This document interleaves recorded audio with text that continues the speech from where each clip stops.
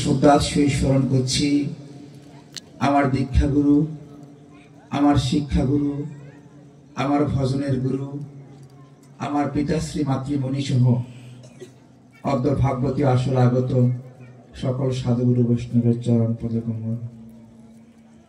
আমি প্রথমেই বলিনি আমি জ্ঞানহীন, বিদ্যাহীন, ভক্তিহীন।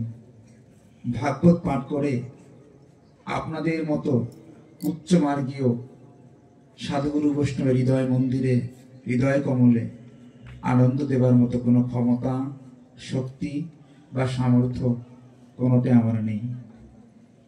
যেদিন থেকে নিতাই চাঁদের করুণায় এই ভক্তিপথে প্রবেশ করেছি, ঠিক সেদিন থেকে মনের মধ্যে একটি সংকল্প ছিল।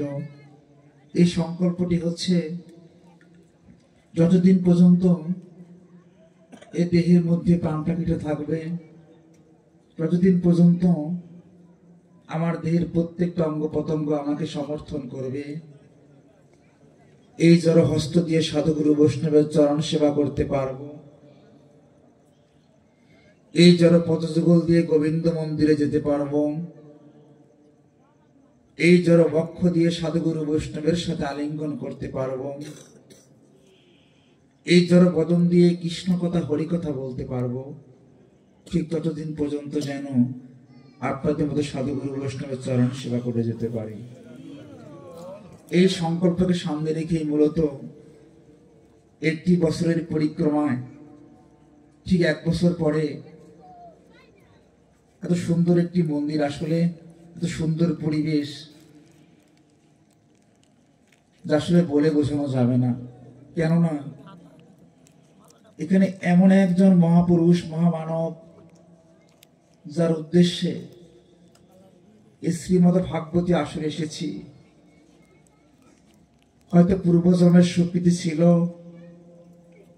জগদীশ পরমহংসদেব কৃপন গোসাইয়ের আশীর্বাদ ছিল বিধায় এই অধমের সঙ্গ হলো টানা দ্বিতীয়বারের মতো এই মধুর বৃন্দাবনে আসার।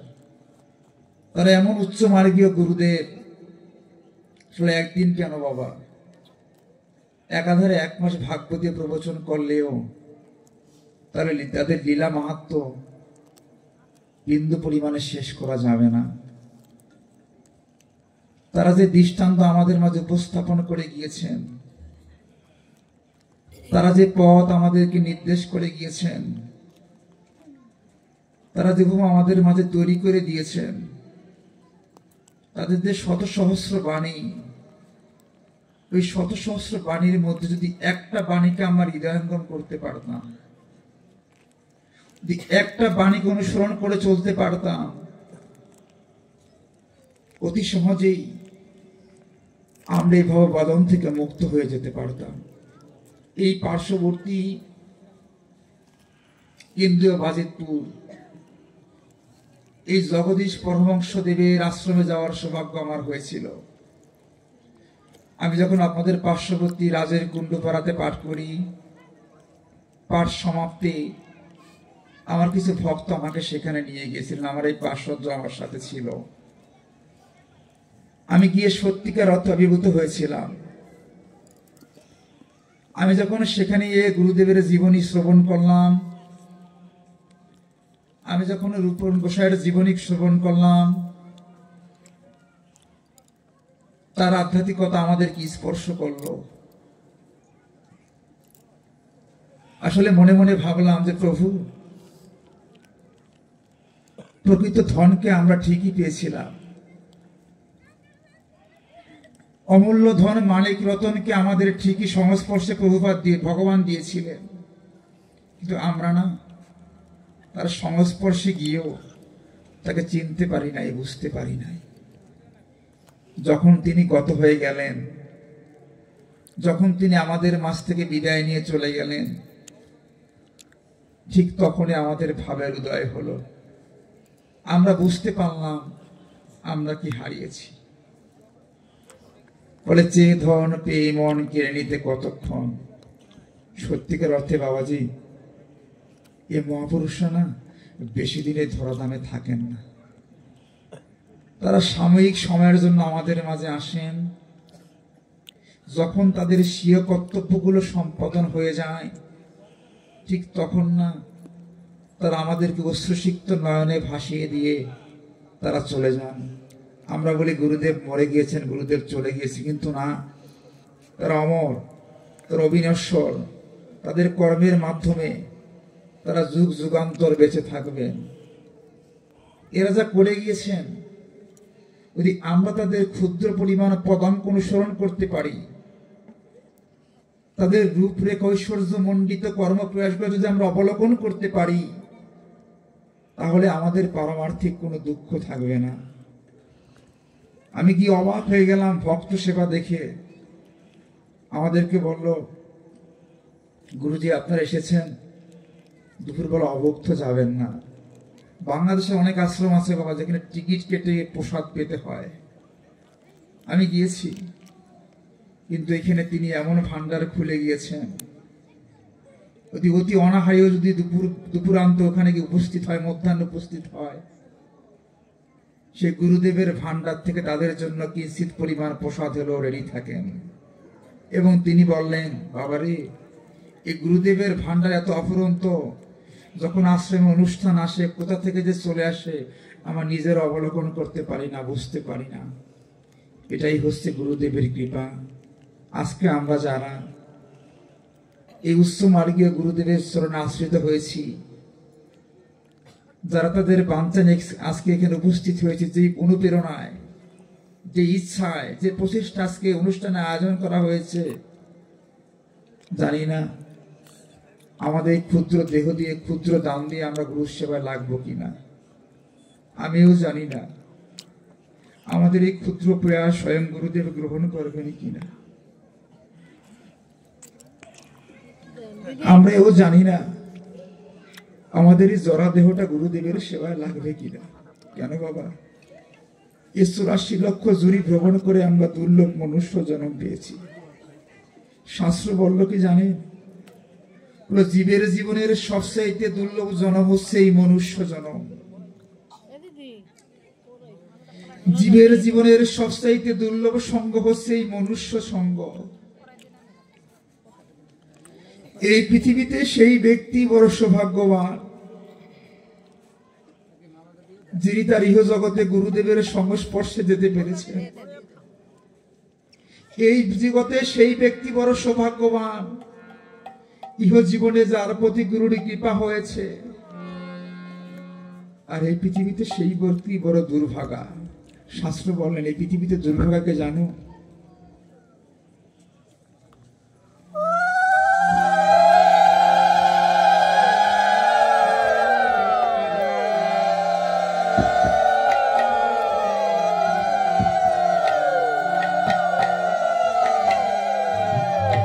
এই পৃথিবীতে সেই ব্যক্তি বড় দুর্ভাগা, যিনি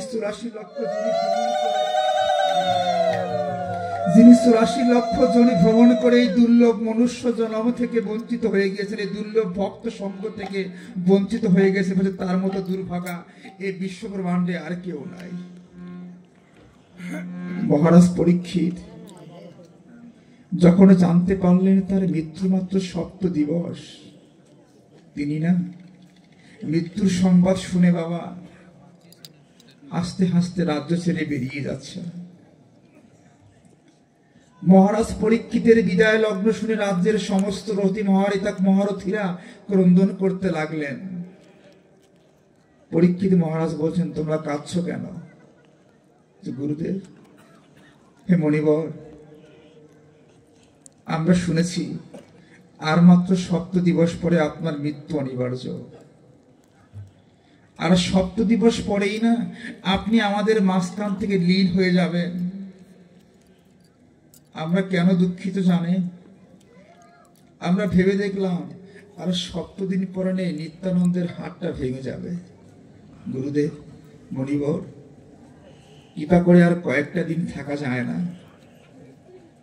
মহারাজ পরীক্ষিত কি বললেন জানেন? মহারাজ পরীক্ষিত বললেন, ওরে, আজকে তো আমার বড় আনন্দের দিন। এই পৃথিবীতে আমার মতো সৌভাগ্যবান ব্যক্তি আর কি আছে বল? ভগবান বলেছেন মৃত্যুর প্রাককালে জীব যেই ভাব কল্পনা করিতে করিতে মারা যায়, জীব পরবর্তী জন্মে সেই ভাব প্রাপ্ত হয়। বলে তো আমি জেনেছি আর 7 দিবস পরে আমার মৃত্যু অনিবার্য।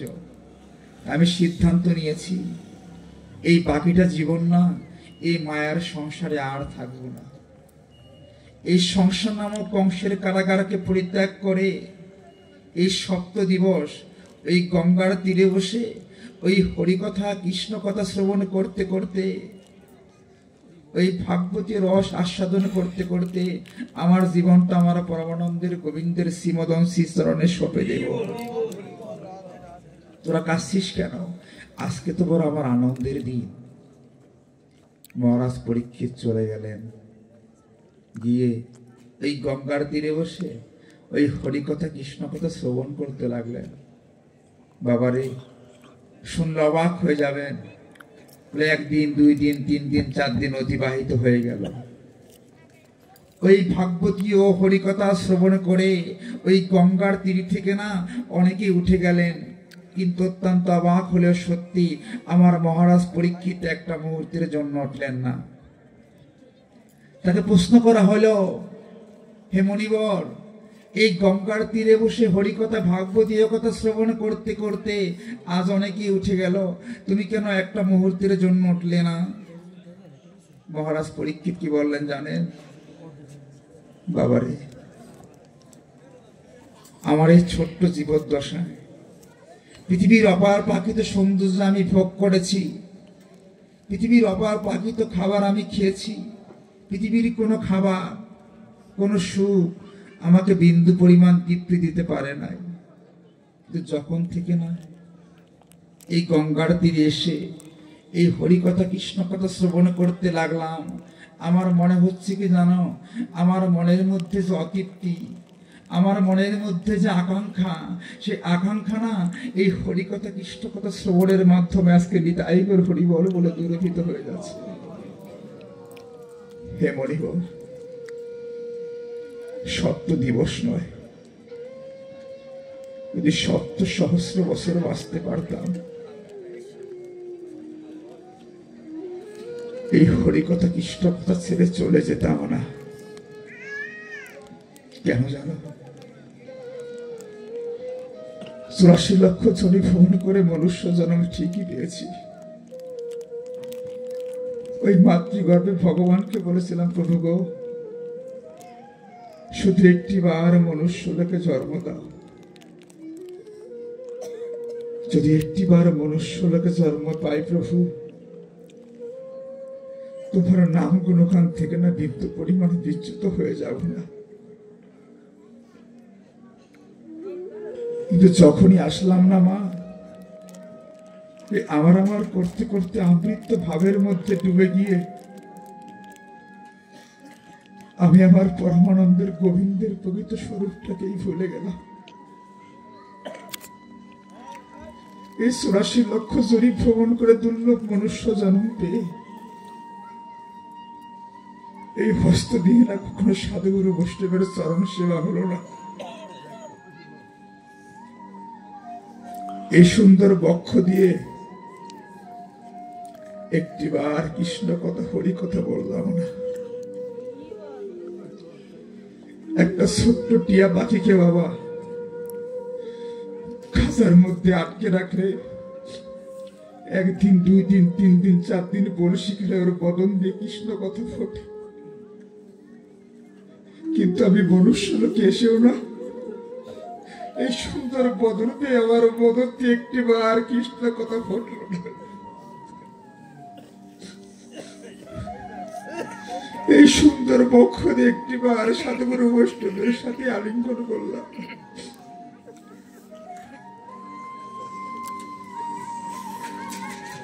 এই সুন্দর পদযুগল দিয়ে একটিবার গোবিন্দ মন্দিরে গেলাম না।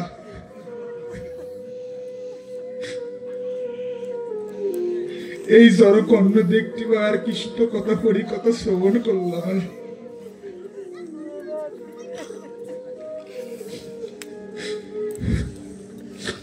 একটিবার গুরুদেবের কৃপা আমার হলো না।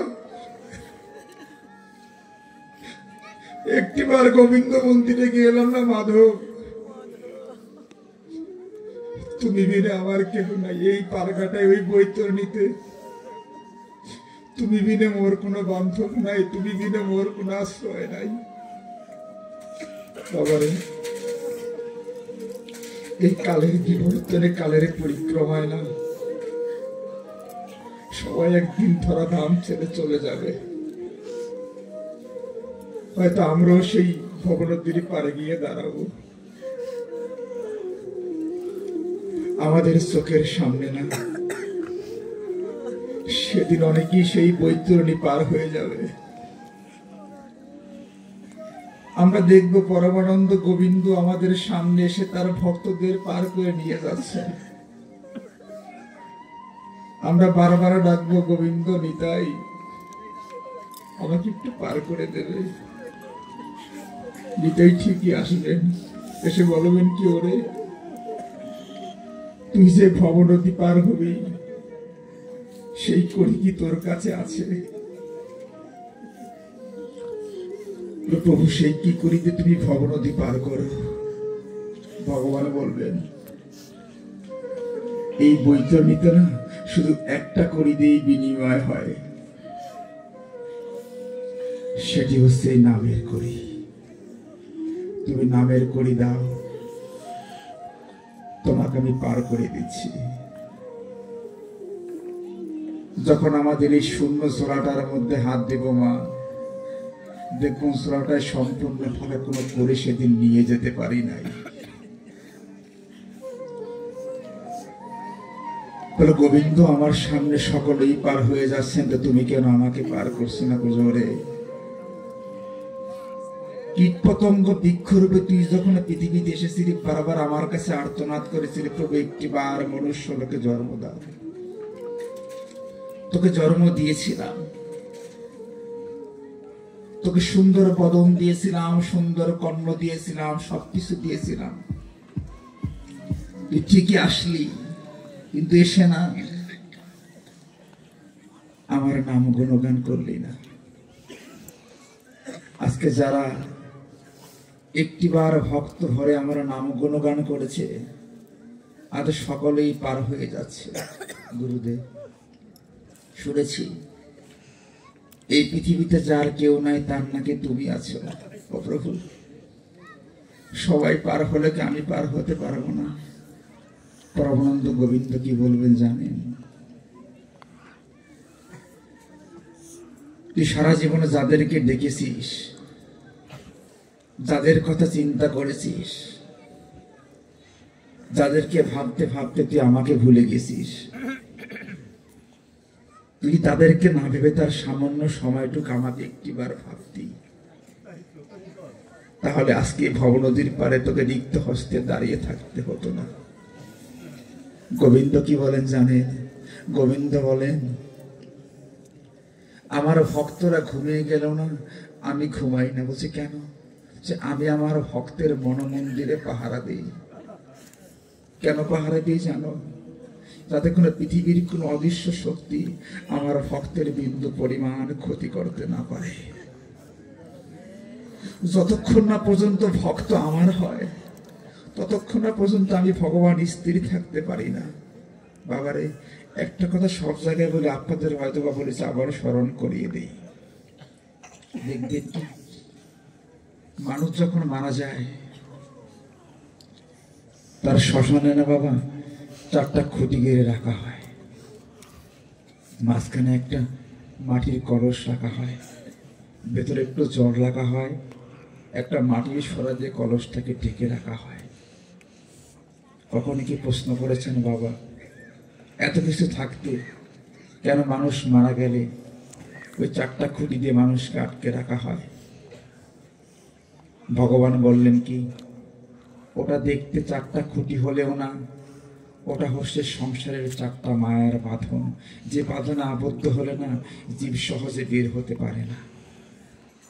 ওই যে মাটির কলসটা দেখতে পাচ্ছ বাবা, ওটা মাটির কলস মনে হলেও ওটা হচ্ছে মাটির দেহখানি, ভিতরে যে জল সেটা হচ্ছে আত্মা। একটা মাটির কলস তৈরি করতে যে যে উপাদান লাগে একটা মাটির দেহ তৈরি করতে সেই উপাদানগুলো লাগে। দেহ পুড়ে যায়, আত্মা কিন্তু পড়ে না। শাস্ত্র বললেন, মানুষ যেমন পুরাতন বস্ত্র পরিত্যাগ করিয়া নতুন বস্ত্র পরিধান করে, মানুষের মৃত্যুর পরেও না আত্মা এক দেহ থেকে আরেক দেহে প্রবেশ করে। দেহ পড়ে যায়, আত্মা পড়ে না। যখনই বাবা আমাদেরকে সৎকার করে চলে যাওয়া হয়, ধরুন পিতাশ্রী মারা গিয়েছেন, পুত্র যখন সৎকার করে চলে যায় না, যখন চিতার আগুনে ভস্মীভূত ছাই হয়ে যায়, পুত্র যাওয়ার সময় ওই চারটা খুঁটির মাঝখান থেকে আত্মাটা পুত্রকে ডাকে, এত চিৎকার দিয়ে ডাকে বাবা, কিন্তু সেদিন না সে ডাক আমাদের কর্ণ পর্যন্ত পৌঁছায় না। কি বলে জানেন? বাবারে, আহারে বিহারে সংযমে তোদের কথা ভেবেছি, তোদের কথা চিন্তা করতে করতে জীবন যৌবন সমস্ত কিছু বিসর্জন দিয়ে দিয়েছি। যে তুই ছিলি আমার সবচাইতে আপন, কিন্তু প্রকৃতির অবক নিয়ম, আমি দেহত্যাগ করার পর না তুই আমাকে ঘর থেকে বের করার জন্য সবচেয়ে বেশি ব্যস্ত হয়ে পড়লি। বাবারে, এই গঙ্গার ঘাটে উত্তপ্ত রৌদ্রের মধ্যে আমাকে একা ফেলে যাস না, আমাকে নিয়ে যা। তোদের ছাড়া না এই উত্তপ্ত রৌদ্রে আমি একটা মুহূর্ত থাকতে পারবো না, আমাকে নিয়ে যা বাবা। আমার সে সাজানো গৃহে নিয়ে যে গৃহটা আমি আমার অনেক স্বপ্ন নিয়ে, অনেক আশা আকাঙ্ক্ষা নিয়ে সাজিয়েছি, আমার অনেক দায়িত্ব এখনো রয়ে গিয়েছে, অনেক কথা রয়ে গিয়েছে, একটিবার আমাকে গৃহে নিয়ে চল। যখন বারবার চিৎকার করে ডাকে রে বাবা, ওই ডাক সন্তানের কন্যা পর্যন্ত না পৌঁছালেও না পিতা পুত্রের বন্ধন তো সহযোগী ছিন্ন হয়, সন্তানের মনের মধ্যে একটা আস্মিকতা জাগ্রত হয়। ওই যখন সন্তানের পিছনের দিকে তাকাবে না মা, গুরুজনরা একটা কথা বলে, বলে পিছনে ফিরে তাকিও না, বলে না বাবা, পিছনে ফিরে তাকিও না। তুমি যদি পিছনে ফিরে তাকাও আবার মায়ার বাঁধনে আবদ্ধ হয়ে যাবে। সন্তানের পিছনে ফিরে তাকায় না। পিতাশ্রী করেন কি জানেন? স্ত্রীকে বলে, লোক তুমি আমাকে ছেড়ে চলে যাবে, ওই 7 পাক প্রদক্ষিণ করে আমি তোমাকে আমার অর্ধাঙ্গিনী করেছিলাম, 7টা শর্ত তোমাকে আমি দিয়েছিলাম, কিন্তু শেষের দিকে তুমি আমাকে পর করে চলে গেলে। এই উত্তপ্ত রৌদ্রের মধ্যে নদীর ধারে তোমাদেরকে স্যার আমি কি করে থাকবো? আমাকে নিয়ে যাও। আমি তিল তিল করে আপন গৃহ তৈরি করেছি, আমাকে সেই গৃহে নিয়ে যাও, আমাকে একা ফেলে যেও না। তোমাদের ছাড়া বিন্দু পরিমাণ সময় আমি থাকতে পারবো না।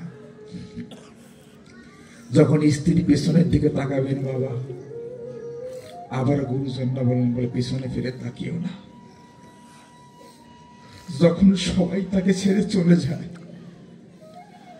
যখন বেলা গড়িয়ে সন্ধ্যা নেমে আসে, ওই 4টা খুঁটির মধ্যে থেকে আত্মাটা চিৎকার দিয়ে কাঁদে, বলে ভগবান, ও প্রভু, আমি শুনেছি এই পৃথিবীতে জীবের সমস্ত দরজা বন্ধ হয়ে গেল নাকি শেষের দিনে তোমার দরজা কখনো বন্ধ হয় না। প্রভু, আমি এও শুনেছি এই পৃথিবীতে যার কেউ নাই তার নাকি তুমি আছো। প্রভু, তাকিয়ে দেখো, যাদেরকে আপন ভাবতে গিয়ে তোমাকে ভুলে গেলাম, যাদেরকে আপন করতে গিয়ে আমার প্রকৃত স্বরূপকে ভুলে গেলাম, আজকে শেষের দিনে না সবাই আমাকে ছেড়ে চলে গিয়েছে। ও গোবিন্দ, আজকে যে তুমি বিনে মোর কোনো বান্ধব নাই, তুমি বিনে মোর কোনো আশ্রয় নাই, তুমি আজকে আমাকে পর করে দাও, আমি কোথায় গিয়ে দাঁড়াবো, কার কাছে যাব? গোবিন্দ, আজকে তুমি আমাকে কৃপা করবে না। অর্জুন ভগবানকে বলেন, প্রভু দেখো, তুমি না বলেছো আমি পৃথিবীর সমস্ত কিছু সহ্য করতে পারি, কিন্তু আমার ভক্তের চোখের জল আমি সহ্য করতে পারি না। ওই দেখো আজকে ভক্ত শেষের দিনে গোবিন্দ গোবিন্দ বলে আত্মচিৎকারে দিয়ে তোমাকে ডাকছে। তোমার কি ভক্তের জন্য বিন্দু পরিমাণে মায়া হয় না? এই ভক্তের জন্য কি তোমার বিন্দু পরিমাণে প্রাণ কাঁদে না? গোবিন্দ কি বলে যাবে করে, ওদেরকে কাঁদতে দাও, ওরা যত কাঁদবে ওদের জন্য ততই মঙ্গল। বুঝি কেন জোরে অর্জুন, আমার কাছে আসার পথটা না খুব বন্ধুর কঠিন, খুব আগাছলো, অপরিষ্কার। আমার কাছে আসতে হলে আমার পথটাকে জীবকে পরিষ্কার করে আসতে হয়। জীব যখন যায়নি তাই গোবিন্দ গোবিন্দ বলে কাঁদে না, জীবের প্রতিটা চোখের জল ওই ভগবানের পথে গিয়ে পড়ে। জীব যখন কৃষ্ণ কৃষ্ণ বলে কাঁদে বাবা, আমরা দেখি জলটা শুকিয়ে যায়, কিন্তু না, আমাদের প্রতিটা চোখের জল ওই গোবিন্দের পথে গিয়ে পড়ে। আর যত ফোঁটা পড়ে ঠিক ততটাই গোবিন্দের কাছে যাওয়ার রাস্তাটা আস্তে আস্তে চোখের জলে পরিষ্কার হয়ে যায়। আর জীব সহজেই আমার কাছে আসতে পারেনি। তাই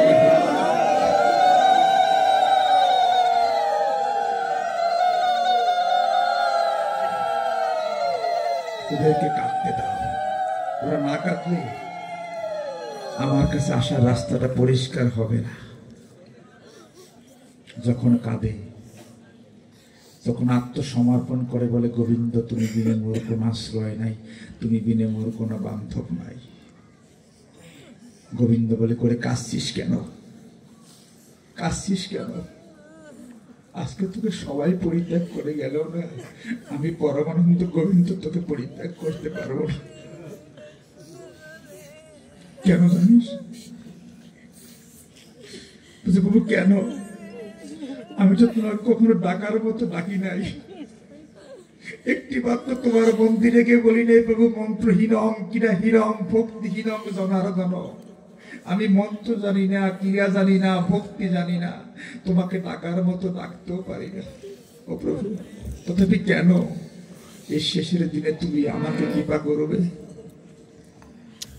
গোবিন্দ বললেন কি ওরে, আমার একটি নাম হচ্ছে দীনবন্ধু দীননাথ। দিন মানে হচ্ছে ভিখারি। এই পৃথিবীতে জীব যখন আসে তখন খালি হাতে দিনের বেশে দিনহীন ভিখারির বেশে আসে। ওই জীব যখন চলে যায় বাবা, সেদিনও কিছু নিয়ে যেতে পারে না, দিনহীন ভিখারির বেশে চলে যায়। যে পৃথিবীতে সবার বন্ধু থাকে কিন্তু দিনহীন ভিখারির না কোনো বন্ধু থাকে না। শেষের দিনে জীব যখন দিনহীন ভিখারি হয়ে যায়, আমি পরমানন্দ গোবিন্দ সেদিন জীবকে দীনবন্ধু রূপে শেষের দিনে কৃপা করি। আজ সবাই তোকে পর করে দিলে আমি পরমানন্দ গোবিন্দ তোকে পর করতে পারি না।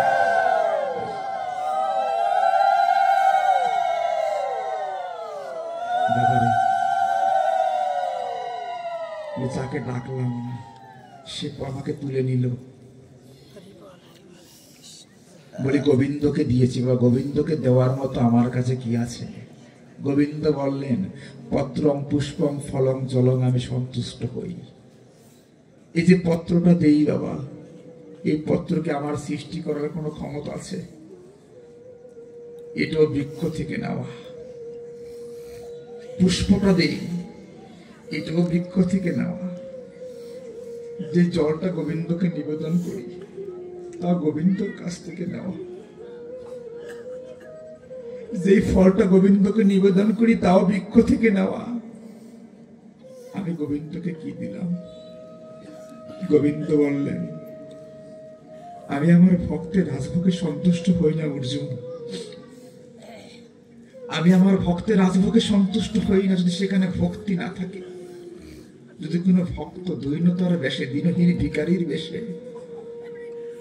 একবার দুপুরটা চোখের জল আমার চরণে নিবেদন করে, ওই চোখের জলের বিনিময়ে আমি আমার ভক্তের কাছে জন্ম জন্মান্তর মাথা করে যাই।